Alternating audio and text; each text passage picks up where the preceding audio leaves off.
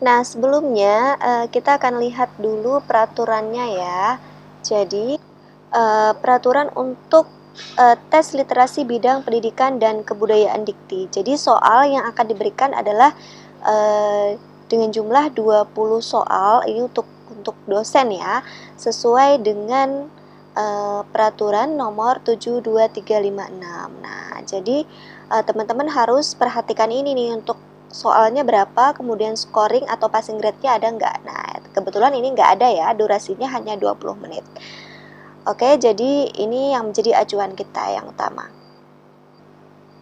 Nah, apa sih literasi bidang pendidikan tinggi atau tridharma perguruan tinggi? Nah, jadi ini adalah untuk mengukur pengetahuan dasar dan wawasan pelamar terkait substansi pendidikan tinggi. Nah, jadi teman-teman, nanti kita udah tahu nih ya kisi-kisi soalnya tentang apa ya terkait dengan tridharma perguruan tinggi, yaitu pendidikan, penelitian, dan pengabdian kepada masyarakat. Nah, jadi untuk aturan ini udah kita pegang dulu, udah kita ngerti kata kuncinya. Sekarang kita lanjut ke soal ya. Nah, jadi soal ini saya susun sendiri berdasarkan Permendikbud nomor 3 tahun 2020 tentang standar nasional pendidikan tinggi. Nah, jadi sesuai dengan kata kunci tadi ya, teman-teman semua. Jadi terkait dengan tridharma perguruan tinggi. Nah, jadi kita harus wajib tahu nih tentang isi Permendikbud nomor 3 tahun 2020. Oke, next. Ya, kita lihat soalnya. Oke, soal yang pertama, jadi satuan standar yang meliputi standar nasional pendidikan ditambah dengan standar penelitian dan standar pengabdian kepada masyarakat adalah, yaitu ini ada beberapa pilihannya ya, teman-teman semua. A. Standar nasional pendidikan tinggi, B. Standar nasional pendidikan, C. Standar penelitian, dan D. Standar pengabdian kepada masyarakat. Oke, nah jawabannya yang tepat adalah A, yaitu Standar Nasional Pendidikan Tinggi. Nah, ini sesuai dengan Permendikbud nomor 3 tahun 2020 pasal 1 ayat 1 ya. Standar Nasional Pendidikan Tinggi adalah satuan standar yang meliputi standar nasional pendidikan ditambah dengan standar penelitian dan standar pengabdian kepada masyarakat. Oke, untuk soal nomor 2, kerangka penjenjangan kualifikasi kompetensi yang dapat menyandingkan, menyetarakan, dan mengintegrasikan antara bidang pendidikan dan bidang pelatihan kerja, serta pengalaman kerja dalam rangka pemberian pengakuan kompetensi kerja, sesuai dengan struktur pekerjaan di berbagai sektor disebut A. Kerangka kualifikasi nasional Indonesia, B. Kurikulum, C. Kerangka pembelajaran, dan D. Kualifikasi kompetensi. Nah, untuk jawabannya yang tepat adalah A ya teman-teman semua, yaitu Kerangka Kualifikasi Nasional Indonesia, sesuai dengan Permendikbud nomor 3 tahun 2020 pasal 1 ayat 5. Kerangka Kualifikasi Nasional Indonesia yang selanjutnya disingkat KKNI adalah kerangka penjenjangan kualifikasi kompetensi yang dapat menyandingkan, menyetarakan, dan mengintegrasikan ya. Jadi jawabannya yang tepat adalah A. Oke, nomor 3, menjamin agar pembelajaran pada program studi penelitian dan pengabdian kepada masyarakat yang diselenggarakan oleh perguruan tinggi di seluruh wilayah hukum Negara Kesatuan Republik Indonesia mencapai mutu sesuai dengan kriteria yang ditetapkan dalam SNPT atau Standar Nasional Perguruan Tinggi, merupakan A. Asas Standar Nasional Pendidikan Tinggi, B. Tujuan Standar Nasional Pendidikan Tinggi, C. Dasar Standar Nasional Pendidikan Tinggi, dan D. Landasan Standar Nasional Pendidikan Tinggi. Oke, jawaban yang tepat adalah B ya teman-teman semua, yaitu tujuan standar nasional pendidikan tinggi sesuai dengan pasal 3 ayat 1 poin B. Nah, jadi menjamin standar nasional pendidikan tinggi itu bertujuan untuk menjamin agar pembelajaran pada program studi penelitian dan pengabdian yang diselenggarakan oleh perguruan tinggi itu sesuai dengan mutu atau mencapai mutu sesuai dengan kriteria yang ditetapkan dalam Standar Nasional Pendidikan Tinggi. Nah, untuk soal nomor 4 yaitu Standar Nasional Pendidikan Tinggi wajib A. Dijadikan dasar untuk memberi izin pendirian perguruan tinggi negeri dan izin pembukaan program studi. B. Dijadikan dasar penyelenggaraan pembelajaran perguruan tinggi negeri berdasarkan kurikulum pada program studi. C. Dipenuhi oleh setiap perguruan tinggi untuk mewujudkan tujuan pendidikan nasional. Dan D. Dijadikan dasar penetapan kriteria sistem penjaminan mutu perguruan tinggi melalui akreditasi. Nah, teman-teman semua, apa ya kira-kira jawabannya? Oke, jawabannya yang tepat adalah C ya. Dipenuhi oleh setiap perguruan tinggi untuk mewujudkan tujuan pendidikan nasional sesuai dengan Permendikbud nomor 3 tahun 2020 pasal 3 ayat 2 poin A. Jadi, standar nasional pendidikan tinggi wajib dipenuhi oleh setiap perguruan tinggi untuk mewujudkan tujuan pendidikan nasional. Nah, sangat mudah kan sahabat, teman-teman semua. Oke, next kita ke soal selanjutnya ya.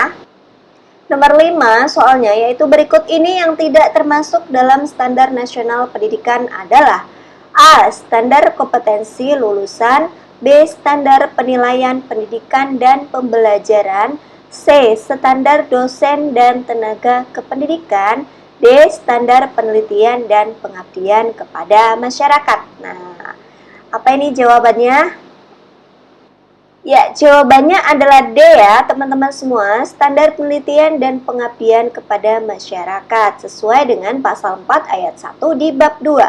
Jadi di sini standar nasional pendidikan itu terdiri atas standar kompetensi lulusan, isi pembelajaran, proses pembelajaran, penilaian, dosen dan tenaga kependidik, sarana dan prasarana pembelajaran, pengelolaan pembelajaran, dan standar pembiayaan pembelajaran.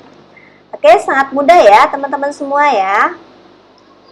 Selanjutnya soal nomor 6, standar kompetensi lulusan merupakan A. Standar kompetensi yang dapat menerapkan pendidikan dengan nilai pengetahuan sesuai capaian pembelajaran lulusan. B. Kriteria minimal tentang kualifikasi kemampuan lulusan yang mencakup sikap, pengetahuan, dan keterampilan yang dinyatakan dalam rumusan capaian pembelajaran lulusan. C. Standar kompetensi lulusan yang dapat menghasilkan capaian pembelajaran sesuai dengan ketentuan capaian kompetensi lulusan.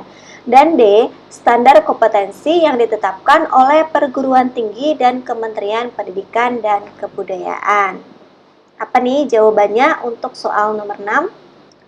Ya, jawabannya adalah B. Kriteria minimal tentang kualifikasi kemampuan lulusan yang mencakup sikap, pengetahuan, dan keterampilan yang dinyatakan dalam rumusan capaian pembelajaran lulusan. Ya, ini sesuai dengan pasal 5 ayat 1 ya, Permendikbud nomor 3 tahun 2020.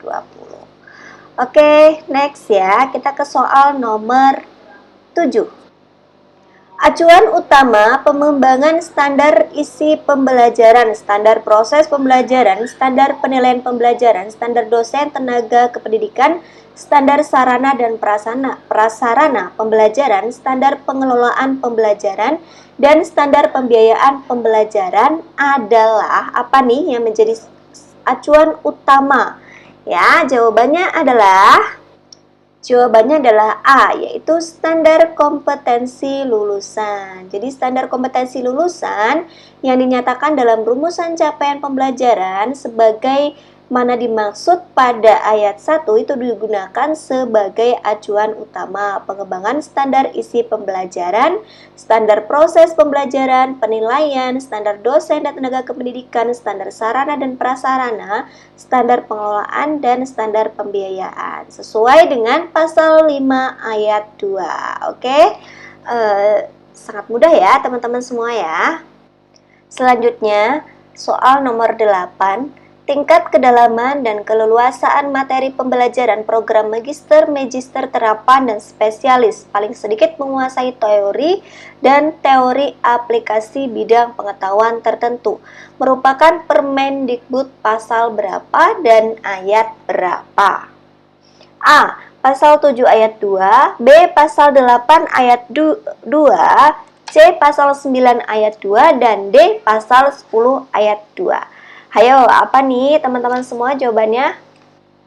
Jawabannya adalah C ya, pasal 9 ayat 2. Jadi pasal 9 ayat 2 ini menerangkan tingkat kedalaman dan kelulusan materi pembelajaran sebagaimana dimaksud pada ayat 1 sebagai berikutnya. Jadi ada beberapa ayat yang menerangkan tentang kedalaman dan keluasan materi pembelajaran. Oke, jawabannya adalah C, pasal 9 ayat 2. Soal nomor 9. Standar proses pembelajaran mencakup di bawah ini kecuali ya. Ingat teman-teman ya, kecuali A. Karakteristik proses pembelajaran, B. Perencanaan proses pembelajaran, C. Pelaksanaan proses pembelajaran, D. Karakteristik belajar mahasiswa. Yang kecuali ya, teman-teman semua harus hati-hati dengan soalnya. Jawabannya adalah D, karakteristik belajar mahasiswa, sesuai dengan pasal 10 ayat 2. Ya, jadi yang tidak itu bukan karakteristik ya, teman-teman, tapi beban belajar mahasiswa. Jadi biasanya soalnya dibuat-buat seperti mirip, jadi kita harus hati-hati dalam mencerna soal dan jawabannya. Jadi jawabannya adalah D, karakteristik belajar mahasiswa. Ya, kita ke soal yang terakhir. Perencanaan proses pembelajaran untuk setiap mata kuliah disajikan dalam bentuk A. Rencana pembelajaran semester, B. Kurikulum, C. Sistem kredit semester, dan D. Kartu rencana studi. Nah, ini jangan terkecoh dengan jawabannya karena kalau dianalisa hampir mirip ya. Oke, jawabannya adalah A. Rencana pembelajaran semester pada pasal 12 ayat 1. Perencanaan proses pembelajaran sebagaimana dimaksud disusun untuk setiap mata kuliah dan disajikan dalam rencana pembelajaran semester atau istilah lain. Jadi ingat teman-teman, ini adalah soal untuk teman-teman menjadi seorang dosen ya. Jadi bukan pada objeknya atau mahasiswanya. Jadi apa yang dilakukan oleh dosen. Oke? Ya.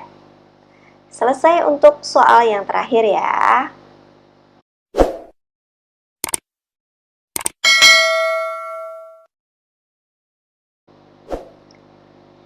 Oke, sahabat semuanya.